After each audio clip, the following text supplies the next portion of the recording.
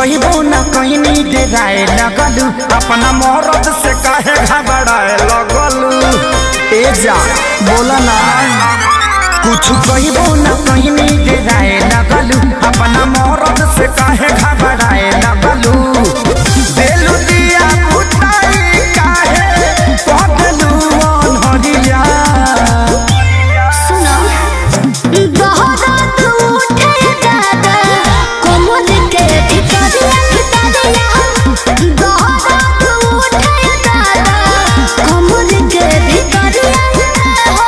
दवाई लिया दिखा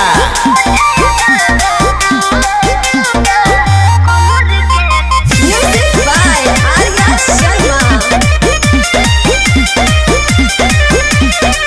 अब नहीं प्रिया कब तोरा बात में दिल सिखाए तू तो पहले ही रात में। काहे उदास कोई लेलू तू मन हो तू हो रानी हम दिल के धड़कन हो। सब झूठ बोलता नहीं लोग। आजा अब नहीं प्रिया कब तोरा बात में दिल सिखाए तू तो पहले ही रात में। काहे उदास कोई लेलू तू मन हो तू हो रानी हम दिल के धड़कन हो। लागलू खूबसूरत सरिया अच्छा। पहनलू जब करिया। दोहरात उठे दादा कोमल के भितरिया दोहरात उठे दादा कोमल के भितरिया।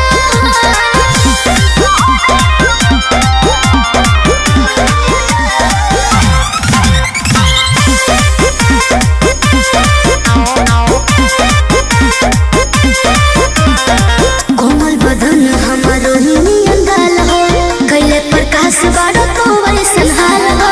सोनू संजय के कहला में आके कोई हम गलती रानी तो के ना जमा के। एहसास हो गई। कोमल बदन हमारो नियन गाल हो कैले प्रकाश बाड़ो तो वैसन हाल हो।